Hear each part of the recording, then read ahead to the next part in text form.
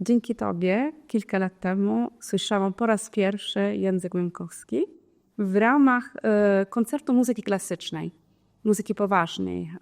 Zaśpiewano wtedy m.in. pieśni Karola Szymanowskiego, a na koniec koncertu akurat zaśpiewano pieśń łemkowską. Nie wiedziałam, który to język, co to za język, a tak się dla mnie zaczęła właśnie tam cała przygoda w kontakcie z kulturą łemkowską, odkrywanie tej kultury.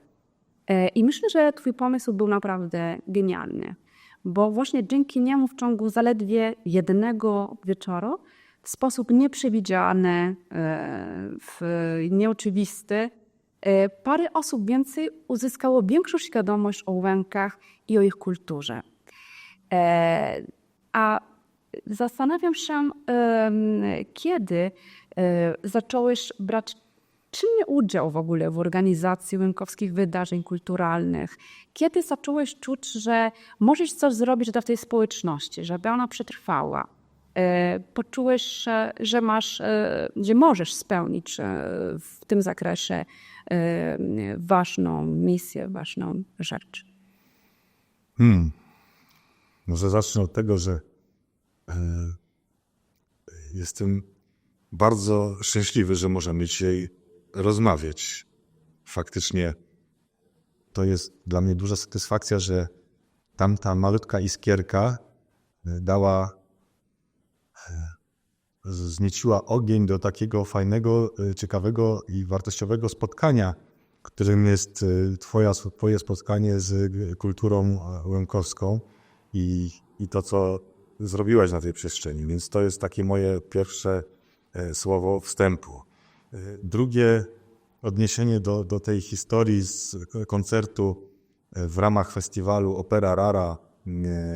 Śpiewała to znakomita wokalistka, artystka Susanna Jara, która śpiewała na koniec tego pieśń Petra Murianki Szkowronoczek, czyli skowroneczek.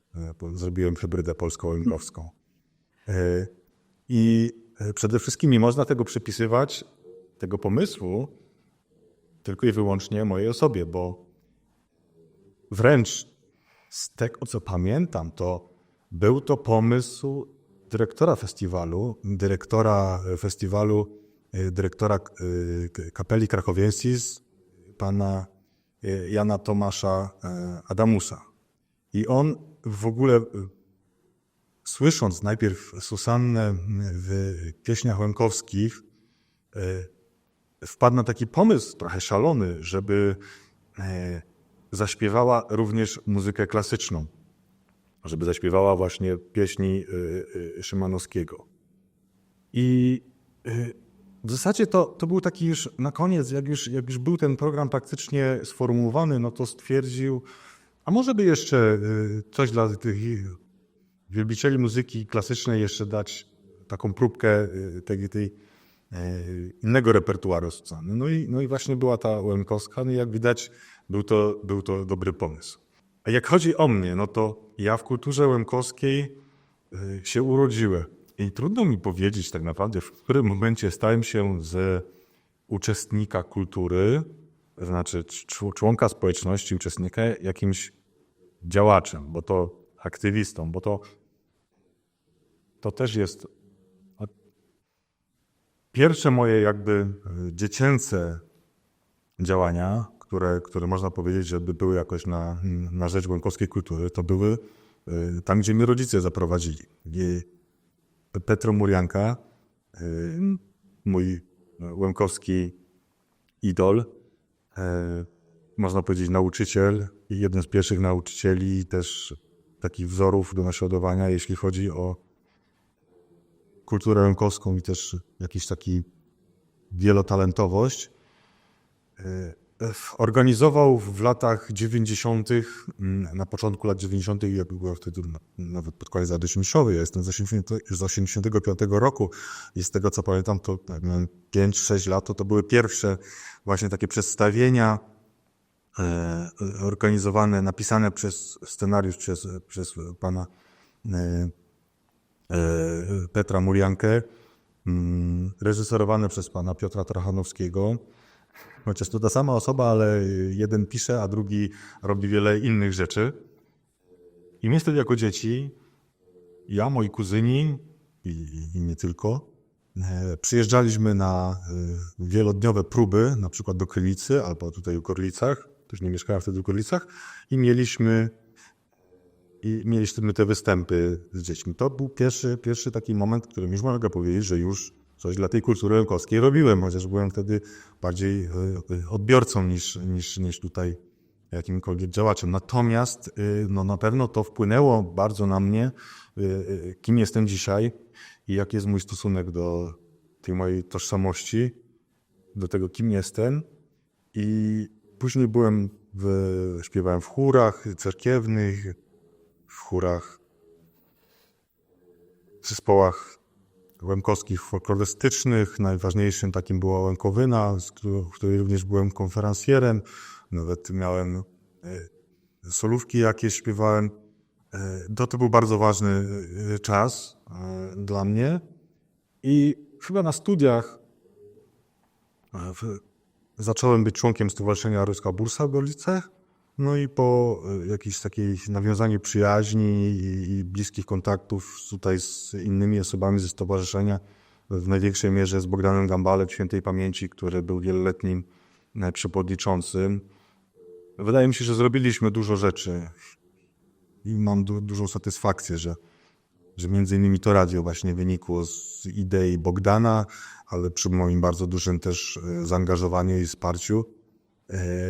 I myślę, że około 20 lat, bardziej lub mniej teraz ze względów rodzinnych, trochę mniej mam czasu na działalność łękowską i też ze względów zawodowych, ale ciągle funkcjonuje. Ale był taki czas, że to była immanentna część mojego życia i byłem przewodniczącym tego stowarzyszenia przez kilka lat. No i wtedy naprawdę była duża praca. A twoje doświadczenie właśnie w kontakcie z kulturą łękowską to w latach dzieciństwa to było związane w szczególności właśnie tutaj z Ruską Bursą, więc czy z innymi też ośrodkami przeważnie, jak to przebijało? Wiesz, byłem dzieckiem, Kontakt. jak byłem dzieckiem, to Ruskiej Bursy nie było. Ruska Bursa wtedy była ruiną po szpitalu, bo to jakby historycznie rzecz ujmując, no to Bursa przed wojną, przed II wojną światową była, pełniła swoją funkcję jako tego domu kultury nie domu kultury, tylko internatu dla zdolnej łękowskiej młodzieży. Natomiast później po wysiedleniach została przekształcona w szpital zakaźny i dopiero wróciła właśnie w późnych latach 90., więc Bursy nie było. Więc wtedy życie łękowskie toczyło się głównie przy plebaniach, przy cerkwiach. Wtedy powstawała cerkiew w Gorlicach, wtedy powstawała cerkiew w Krynicy równolegle i w Krynicy właśnie funkcjonował pan Piotr Trochanowski i tam właśnie animował większość tego życia, jeżeli chodzi o moje dziecięce. Natomiast równolegle działał też zespół Łękowyna, który również pełnił bardzo, bardzo ważną rolę i pełni do dzisiaj, przynajmniej w świadomości Łęków. A można powiedzieć, że kultura łękowska doznała pewnego nowego rodzenia się po wysiedleniu, po powrotach także Łęków tutaj na Łękowynę dzięki księdzom. Tutaj Kościół bardzo angażował się, czy raczej społeczność postanowiła, że przy okazji, że często właśnie na nabożeństwa, to wtedy to jest okazja, żeby się wszyscy tam spotkać i zorganizować coś. To znaczy, jak się odradzały tutaj parafie, ja mówię o parafiach prawosławnych, bo to takich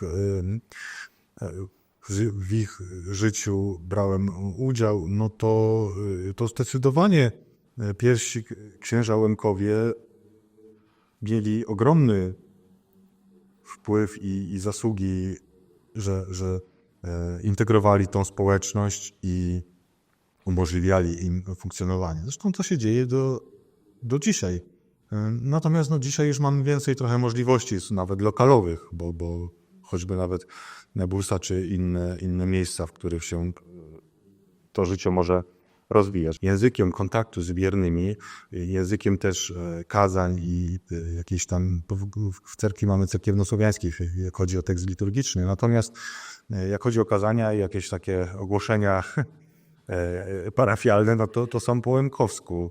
I to jest bardzo ważne. A te pierwsze lata 90., no to oczywiście to też lokalowo. Nie było bursy, nie było innych miejsc, w których by można było funkcjonować. No a parafie, które były budowane, czy parafie, czy plebanie, sale przy plebaniach, no były takim naturalnym miejscem, które były wykorzystywane nie tylko właśnie do celów religijnych, ale również do podtrzymywania tożsamości kulturowej, do rozwijania kultury. To się dzieje do dzisiaj, więc tutaj nie ma żadnych... A jak było życie właśnie bąkowskie w rodzinie? Tutaj rodzice w twoim przypadku bardzo wspierali twoją działalność i w ogóle twoje funkcjonowanie w tym zakresie, czy po prostu tak podchodzili do tego tak naturalnie, a ty postanowiłeś właśnie jeszcze bardziej się angażować niż powiedzmy zwykle, niż działo się w przypadku innych osób? To znaczy w okresie takim dziecięcym i byłem młodzieżą taką już dorosłą, no to mój udział w życiu społeczności łemkowskiej był bardzo duży i aktywny. To względu na to, że była to część mojej osoby i przyjaciele, znajomi, te chóry, zespoły, w których funkcjonowałem i różne inne grupy, między innymi pierwszy portal internetowy robiliśmy ze znajomymi Łemkami. No to było takie naturalne i to była jakby część życia. Zresztą my w domu rozmawialiśmy tylko po łemkowsku, więc tam nie było żadnego kibicowania, no rób to, bo to jest bardzo dla nas ważne, tylko to naturalnie wychodziło. Rodzice zawsze byli zaangażowani, ale nie bardzo. Oni nie byli takimi i nie są jakimiś działaczami pierwszego rzędu czy pierwszego szeregu, ale zaangażowani zawsze byli i zawsze wspierali jak mogli tą działalność kulturalną Łempów. A jak ja zacząłem być takim działaczem może bardziej aktywnym, no to raczej wspierali, ale to nie było na zasadzie jakiegoś hura optymizmu, ani jakiegoś sceptycyzmu. Po prostu to było dosyć naturalne wszystko. A czy byłeś świadkiem takiej sytuacji, że na przykład w danej rodzinie rodzice nie byli w stanie z różnych powodów kontynuować tak prężnie kulturę łemkowską i w ogóle nie byli w stanie pielęgnować tej przynależności etnicznej w domu, a dzieci natomiast postanowiły akurat coś zrobić i zmienić ten trend, powiedzmy, rodzinny i zacząć działać tak wyraziście, czynnie, ratując sytuację właściwie. Tak. Znam takie sytuacje, nawet u mnie w rodzinie takie się wydarzyły. Znaczy, jakby pierwszej części pytania nie do końca wyczułem, czy chodzi o to, że nie mogli, czy wynika, bo to czasami w różnych rzeczy. Tu asymilacji, czy też codzienności, że przywołają mówić po łemkowsku, że odpuszczają z przestrzeganiem pewnych tradycji. Są takie przypadki i czasami jest tak, że dzieci na nowo odkrywają to wszystko i angażują się jeszcze bardziej, dlatego że jakby to była część życia, której im brakowało, a którą cenią jako taką też jakąś dużą wartość. Ale nie są to chyba jakieś takie częste przypadki. Raczej niestety nie tylko Łemków, ale dzisiejsze społeczności, to charakteryzuje raczej taka bierność, która jest wszechobecna. Raczej są ludzie nastawieni nawet nie na odbiorców, nawet trudno czasami ludzi wyciągnąć do takiej aktywności biernej. Więc no to jest częstsze zjawisko niestety niż jakaś taka nadmierna aktywność. A jakie wyzwania napotykają dzisiaj Łemkowie w dzisiejszych czasach, jeżeli chodzi o zachowanie swojej tożsamości kulturowej? Może największe wyzwanie? No chyba ta bierność właśnie, chyba to, że jesteśmy czynnymi uczestnikami procesu globalizacji i takiej asymilacji kulturowej, która jest procesem naturalnym, ale dla takich kultur mniejszościowych jak my jest szalenie niebezpieczna i destruktywna. Więc to będę raczej... Nasza ilość, nasza wielkość, jak chodzi o liczebność, jest bardzo mała. I to powoduje, że jeżeli kilka procent społeczności jest aktywnej, tak jak w każdej społeczności, nie są osoby bardziej zaangażowane, mniej zaangażowane, ale u nas ten procent, jeżeli jest to niewielki procent, to z kilku tysięcy czy kilkunastu tysięcy niewielki procent, to zaczynają być jednostki i tak niestety jest. I tutaj mamy też kwestie jakieś takie osobowościowe, że w związku z tym, że tych osób, które działają jest bardzo mało, bo wszyscy się znamy od zawsze, wchodzą do tego kontakty takie osobiste i niełatwo być dzisiaj działaczem, niełatwo być tak naprawdę też zwykłym odbiorcą, bo czasami jak przy tym wszystkim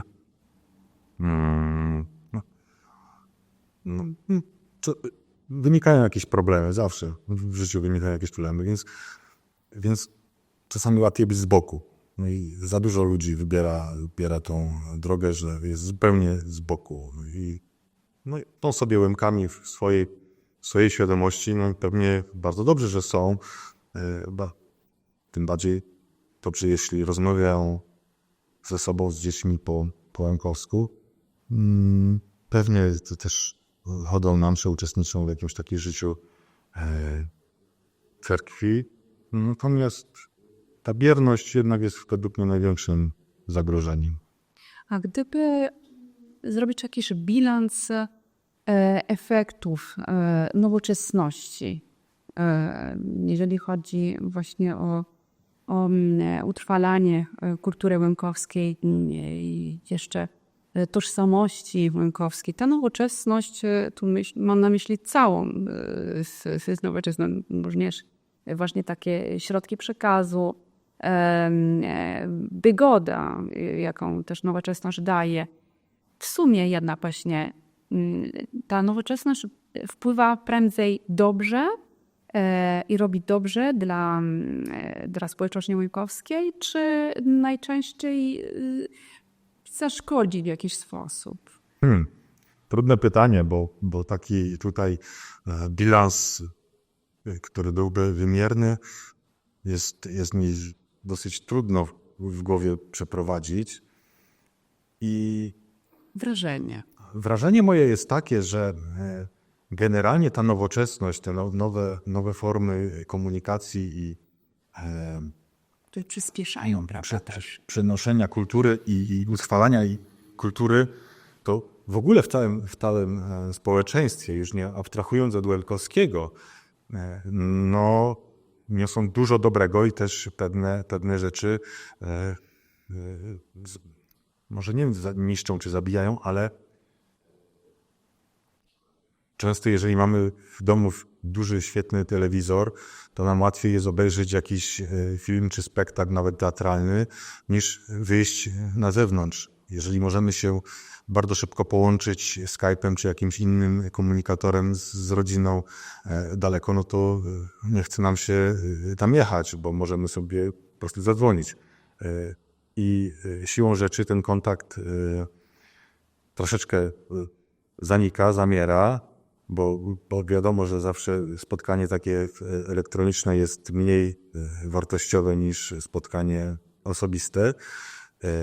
I summa summarum, to się trochę te więzi osłabiają. Tak samo z kulturą, tak mi się wydaje, że pomimo, że mamy fantastyczne możliwości, choćby nawet to, że mamy swoje radio i na stronie internetowej ciągle są nowe rzeczy, jest pisany język łękowski, jest mówiony język łękowski, to ta dostępność tych treści, nie wiem, czy jej nie upowszechniła, czy ludzie po prostu już nie mają tego głodu, żeby pójść się spotkać, no bo nie mają tej stymulacji do tego. Więc jaki jest bilans? Myślę, że ogólnie na minus, że jednak takie nowoczesne technologie współczesne są większym zagrożeniem dla takich małych społeczności i małych kultur. I też tryb funkcjonowania dzisiaj, to, że ze wsi ludzie się migrują do miast, w miastach jest trudniejsze to funkcjonowanie, tak jak w Krakowie na przykład nie ma za bardzo społeczności zintegrowanej rynkowskiej, więc no to jest, a jest tam dużo studentów, też ludzi, którzy się też przemieściło. A czy zauważasz rosnące zainteresowanie kulturą łękowską? Ogólnie z osób oczywiście pochodzących z zewnątrz, powiedzmy. No z zewnątrz. No myślę, że tak, że akurat w tym przypadku te nowoczesne media to akurat pod tym względem na pewno robią dobrą robotę i choćby nawet funkcjonowanie w mainstreamie znanego artysty Igora Herbuta, który jest Łemkiem i który na swoich płytach od początku przemyca łemkowskie teksty i język łemkowski. I nawet moją refleksją jest taką, że poznałem bardzo dużo osób, które znają Herbuta, w sensie słuchają, ale nie zwrócili uwagi, że tam jest jakaś zwrotka albo refren po łemkowsku. Jest też ciekawa obserwacja. Tak. Ale zastanawiam się, w jaki sposób, tutaj mówię o Polakach, bo to są najbliższe osoby wokół Łemków. W jaki sposób Polacy, ale także w ogóle osoby nie będące Łemkami mogą pomóc przetrwać? To wiadomo, że jest ta cała sfera, która dotyczy dofinansowania, inicjatyw, żeby to dofinansowanie było też w jakiś sposób systematyczne, żeby można było tworzyć wielkie rzeczy, sensowne. Ale co jeszcze można zrobić? No, zadaję sobie często to pytanie, co można jeszcze zrobić. Nie wiem, no tak życie kształtuje się, że jakichś takich pozytywnych refleksji nie mam za wiele, bo nie ma życie idzie w tym kierunku, że te małe społeczności już nie mają tej więzi i tej jakby woli bycia razem jak wcześniej, bo właśnie ta asymilacja, bo globalizacja, bo migracje wewnętrzne i tak dalej. Co może zrobić społeczność polska? No jednostki, myślę, że niewiele.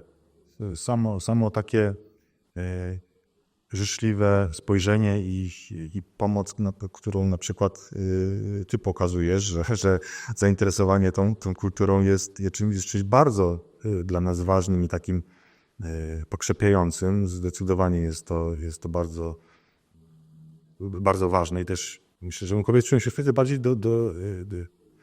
docenieni czy jakoś dowartościowani, że jakby najbliżsi sąsiedzi traktują to jako coś jaką wartość dodaną, bo często, szczególnie wśród starszego pokolenia, pokutuje też takiego, że bycie Łemkiem było takie trochę wstydliwe, bycie tutaj Rusinem wśród Polaków, a dzisiaj to się zupełnie odwraca. Właśnie między innymi dlatego, że społeczeństwo jakby jest bardziej świadome, bardziej otwarte na różnorodność, więc to zdecydowanie jest to, co jednostki mogą zrobić, natomiast to, co mogą instytucje zrobić, państwowe, czy na szczeblu europejskim, czy samorządowe, no to jest jakoś jednak pomoc w takim funkcjonowaniu instytucjonalnym, bo niestety moja refleksja odnośnie takiego życia społecznego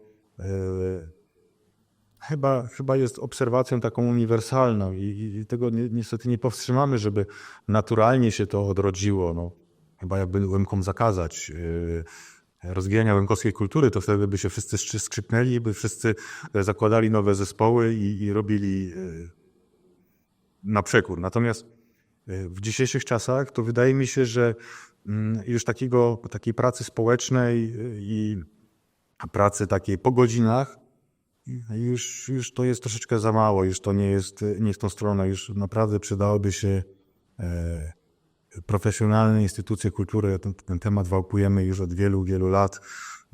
Właśnie były przewodniczący Bogdan Gambal był bardzo, bardzo zaangażowany w tą ideę, żeby powstała choć jedna w Polsce instytucja, która zrzeszałaby ludzi, którzy by zajmowali się tylko i wyłącznie łemkowską kulturą na wielu obszarach.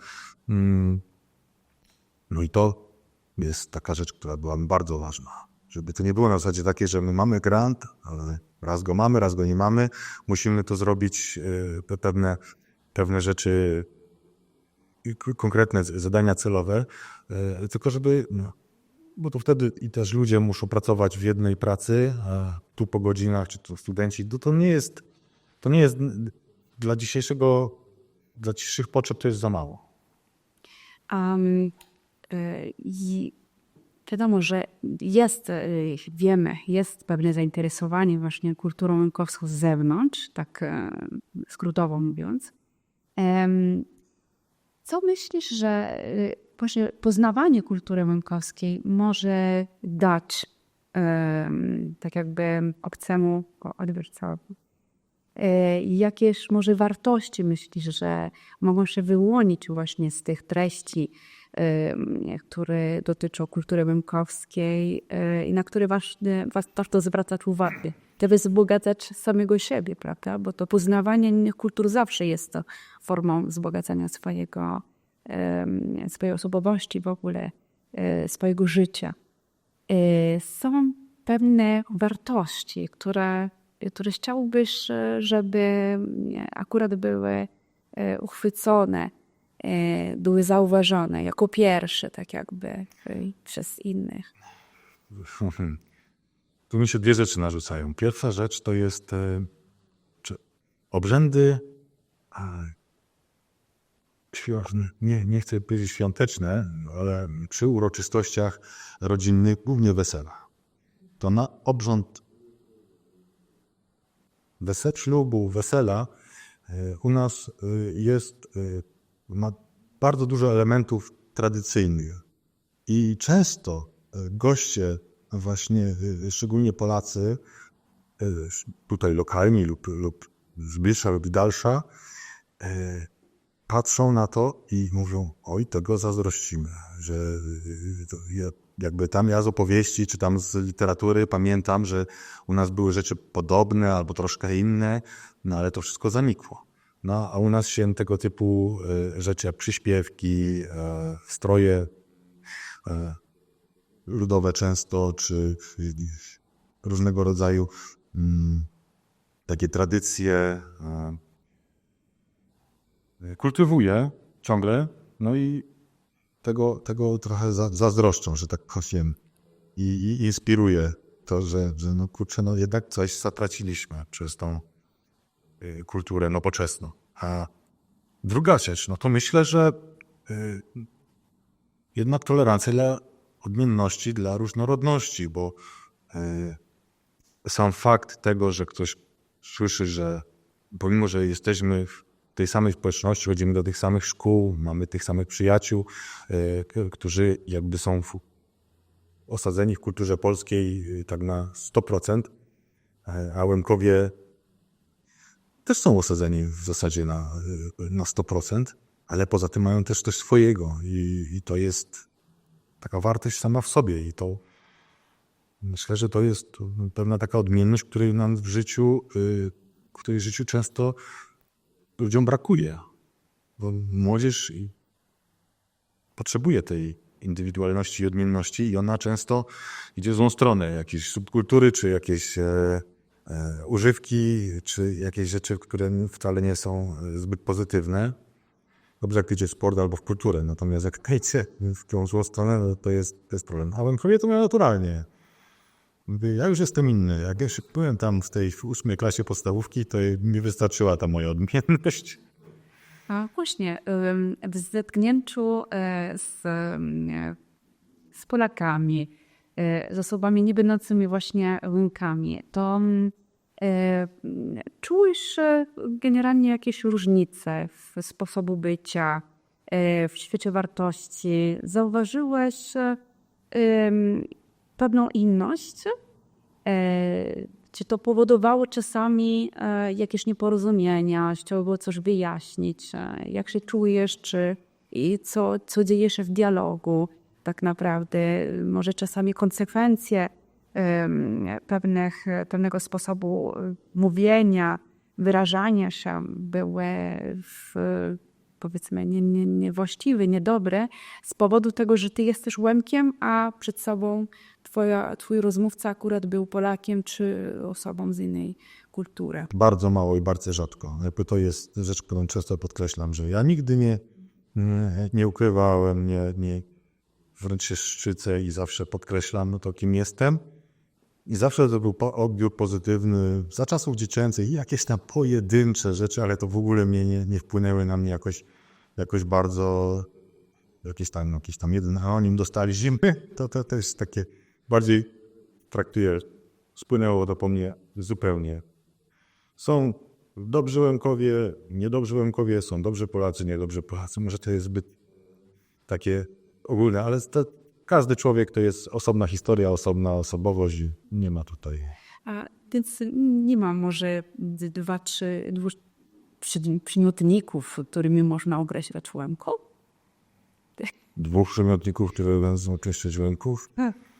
Ogólnie się da generalnie, bo to... Nie, myślę, że nie ma czegoś takiego, co to tutaj jakoś różnicowało, czy coś może oparte. Okej, to coś mówi. Jakaś wskazówka, choćby drobna, ale dobrze, to nie broń Boże.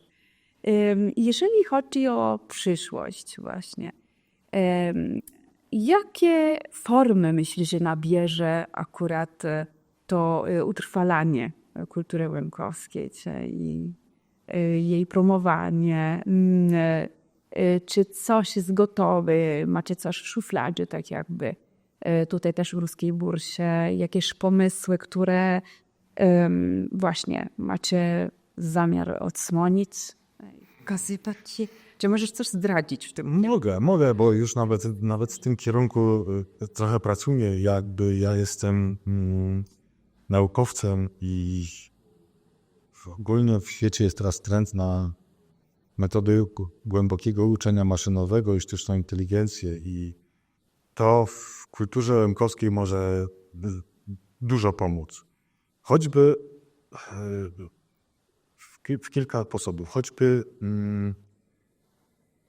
analiza języka i pomoc później w pisaniu, w robieniu korekt, w tłumaczeniu na język łemkowski z języka łemkowskiego, zachowanie pewnych tam cech. Ja ostatnio robiłem taką pracę, która polegała na analizie podobieństwa współczesnego języka łemkowskiego do innych języków słowiańskich, że to sztuczna inteligencja, czy tam model językowy to klasyfikował, do jakiego innego języka jest to podobne. Różnego rodzaju treści multimedialne, gry jakieś słowne, narzędzia słownikowe, takie już online'owe. Dużo rzeczy takich, które są częścią teraz na smartfonie. Spędzamy dużo swojego życia i jeżeli tam będzie ten Łemkowski, no to chyba dobrze. Nie? Przecież lepiej było, żeby tego smartfona było mniej i żeby więcej się spotykać normalnie, ale tak nie jest. No i robimy dużo, żeby tak nie było, ale no niestety w tą stronę idzie świat, a nie w inną. A czy ty też masz takie wrażenie, bo to jest moje osobiste wrażenie, ale też nie wiem, jakie jest twoje. Masz wrażenie, że przyszłość kultury łemkowskiej i pewną gwarancją na przetrwanie akurat, pewna gwarancja na przetrwanie jest akurat zawarta w tworzeniu, w sztuce. Gdyby nawet tak jakby coraz mniej osób, powiedzmy, praktykowało języka i używało języka łemkowskiego, to jednak dopóki ktoś tworzy, korzystając z tego języka, jest szansa na przetrwanie. Jak to widzisz? Chyba, że widzisz też inne obszary, które mogą gwarantować jak najdłuższe przetrwanie tej kultury, tej świadomości także kulturowej. Zdecydowanie tak. Zdecydowanie te formy, szczególnie muzyczne, przemawiają do duszy, tak można powiedzieć. I bardzo ciekawa jest statystyka tutaj, bo ja się kiedyś zastanawiałem na tym. Łemków według spisu ostatniego jest kilkanaście tysięcy. 12-13 tysięcy. Przynajmniej osób, które zadeklarowały w jakikolwiek sposób tożsamość żydowską. To jest 12 tysięcy, to jest jakaś cząstka średniej wielkości miasta w Polsce, nie? To jest średniej wielkości miasto, można powiedzieć, że 20-30 tysięcy, tak tutaj te Gorlice czy jakieś inne, a to jest jeszcze mniej, więc to jest bardzo mało ludzi. A my mamy tylu fantastycznych artystów, którzy funkcjonują w przestrzeni ogólnopolskiej lub wręcz światowej, czy na poziomie takim, jakby ja już nie mówię o sławie, bo to są dwie różne rzeczy, że nie, niektórzy z naszych zespołów czy artystów nie jest rozpoznawalna szeroko, ale ja się zajmuję zawodowo muzyką i potrafię ten poziom jakoś tam ocenić i ilość zdolnych wokalistów, wokalistek, muzyków, aranżerów na tą malutką społeczność jest ogromna. I to jest naprawdę coś, co nas wyróżnia. I coś, co jest taką cechą, wydaje mi się, dosyć ciekawą. Że naprawdę teraz jest taka idea, koncepcja tej opery łemkowskiej, o której też wiem, że będziesz rozmawiała. I naprawdę, gdyby się zastanowić, to z Łemków można zrobić dzisiaj naprawdę porządny zbiór indywidualności, które naprawdę coś by mogły na światowym poziomie zrobić. Tak, to robi ogromne wrażenie też na moje oczy, ale zapewne każdego, kto słyszy właśnie to wszystko. Ta siła przetrwania jest przeogromna w tej liczbie, o której właśnie mówiłeś. Co? Zastanawiam się, bo też masz syna, czy myślisz, że warto go spróbować kierunkować tak artystycznie? Oczywiście bez przemocy, nie zna siły, ale chcesz spróbować, czy myślisz, że to mu pomoże właśnie być Łemkiem i że w tym będzie mógł się spełnić? Jak planujesz, oczywiście nie można w ogóle tak powiedzieć, planujesz jego jako bycie Łemkiem właśnie, jego... Nic na siłę, na pewno nic na siłę. Wydaje mi się, że jeśli ta kultura jego wnętrzu, czy jego część, która będzie ta łemkowska, no to ona wykiełkuje zupełnie naturalnie, tylko na podstawie tego, co on będzie widział, obserwował, słyszał i doświadczał i w czym będzie wzrastał. Jak chodzi o wychowanie w stronę muzyki, no to nie, zupełnie nie będzie nic na siłę. Chłop ma 2 lata, już ma 2 pary skrzypiec. Tym jedne normalne, grające. Jeszcze jakoś się bardzo nie w tą stronę nie garnie. No oczywiście będziemy mu go inspirować i mu pokazywać to piękno w kulturze, w muzyce, zarówno tej światowej, zarówno tej w wysłowiu poważnej, klasycznej, jak i tej naszej malutkiej, lokalnej, tej mojej, tej która jest moją częścią. A to, co on wybierze, na pewno będzie mu to pokazane i to już będzie jego wybór i decyzja, w którą stronę pójdzie i to będzie jego. Więc mam nadzieję, że będzie tą stronę. Dobrze, a jego otoczenie będzie raczej to otoczenie krakowskie, nie? Na razie tak wydaje się, że tak będzie. Bo też Kraków nie jest tak daleki od Łękowyny w sumie. No to te 2 godzinki jazdy, nawet mniej już, bo jest autostrada. I tam są też Łękowie na pewno, nie jesteś tam jedynym. W Krakowie? Tak, nie wiem, to zresztą... No, to nie rodzinę mam nawet. Okej, no tak. A właśnie spotykacie się, także osoby, które nie są z rodziny, coś próbujecie robić w mieście? Niestety nie. Jak byłem studentem jeszcze, to ta społeczność studencka była mocno zintegrowana i regularnie mieliśmy formalne i nieformalne spotkania. Mieszkaliśmy wspólnie, wynajmowaliśmy razem mieszkania i się odwiedzaliśmy w tym naszym gronie i to jakoś czułem, że to było tam wigilię, robiliśmy sobie jakieś takie potańcówki, a teraz nie wiem, czy to się nie odbywa, czy ja już nie jestem zapraszany. Może w ten sposób, brakuje mi troszeczkę tego w Krakowie, ale też trzeba przyznać, że to w jaki sposób ja żyję i mój stopień zaangażowania to jeszcze animowanie społeczności krakowskiej to już by było dla mnie trochę za dużo, nawet jakiekolwiek zaangażowanie było utrudnione. Wiem, że są Łękowie, no ale chyba częściej się z tamtymi Łękami z Krakowa spotykam tutaj właśnie na Łękowynie, że tak to wychodzi. A patrząc wstecz teraz na te wydarzenia historyczne, które najbardziej właśnie miały największy wpływ na społeczność łękowską i które też czujesz zapewne w sobie w trakcie naszych rozmów, było wielokrotnie odwołanie się do poczucia rozdarcia na przykład wewnętrznego, o poczuciu krzywdy historycznej. Generalnie właśnie jakie były te główne wydarzenia, może 1, 2, co można wymienić, które są też najbliższe w czasie, powiedzmy, które wpłynęły właśnie na tą sytuację też wewnętrzną.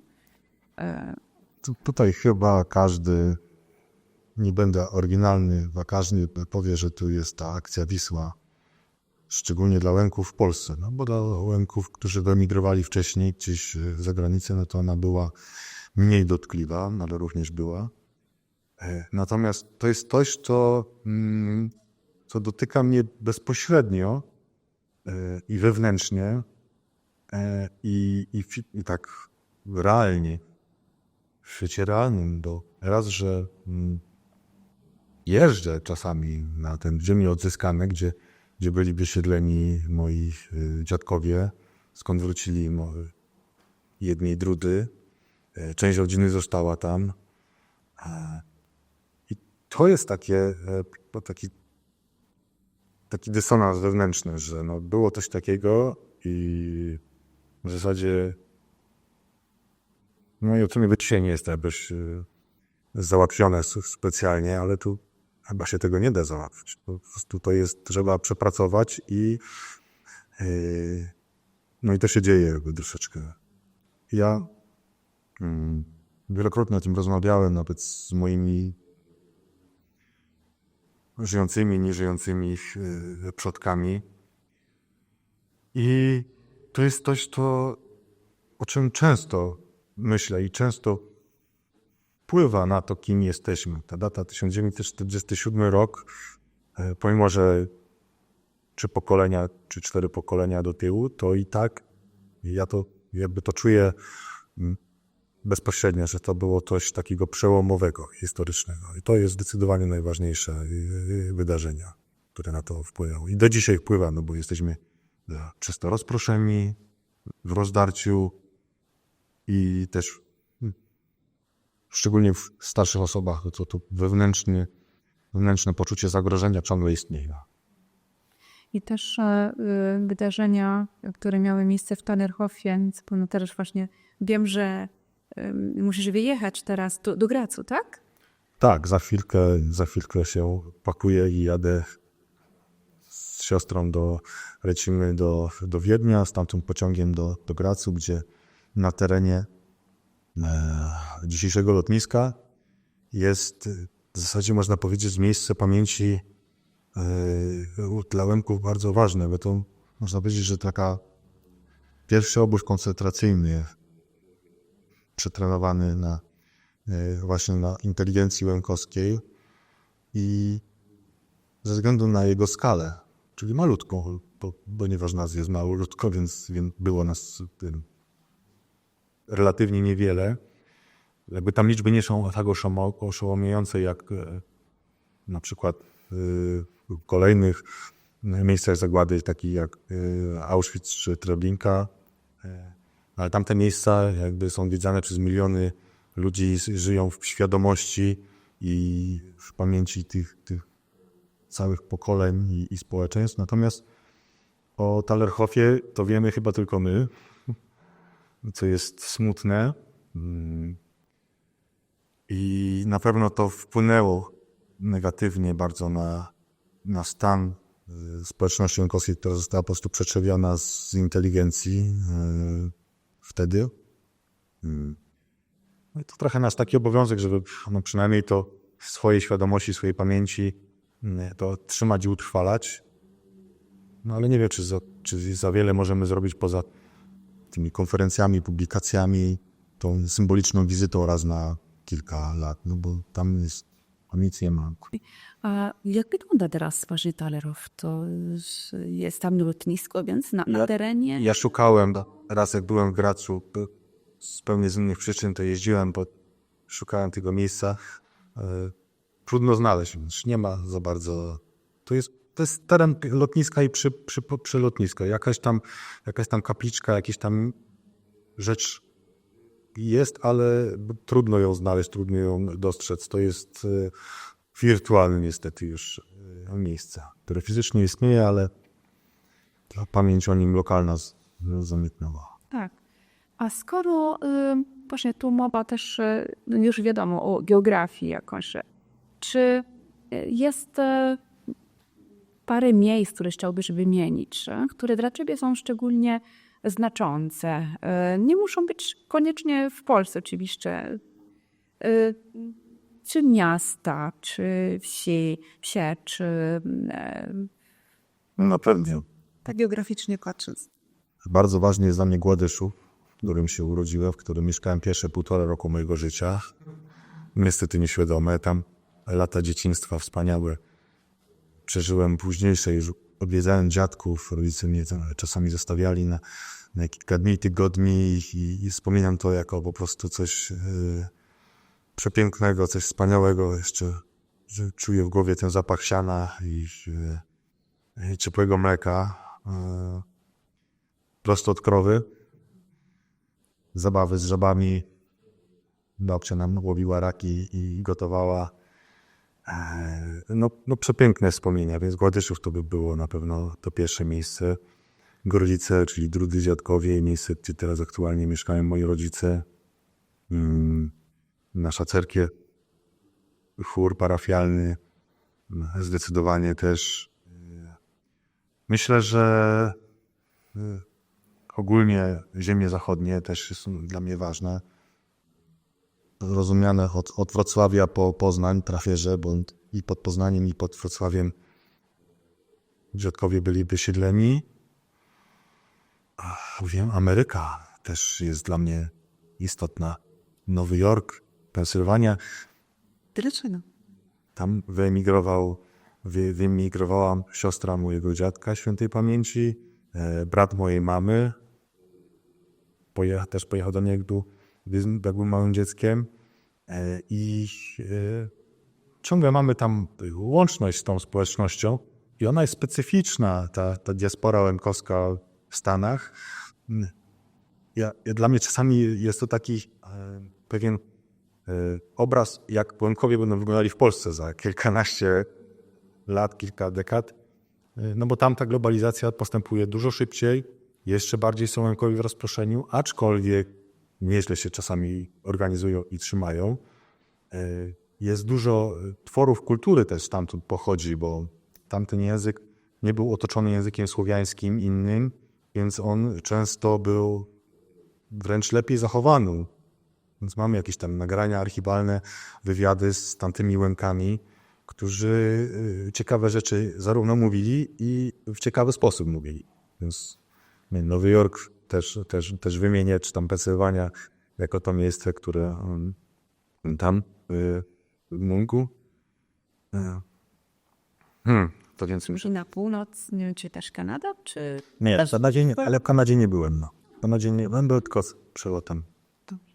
Więc tam już nie. W Polsce, no to na pewno Kraków, na pewno, ale to już bardziej ze względu na moje wybory życiowe i jakąś tam karierę zawodową.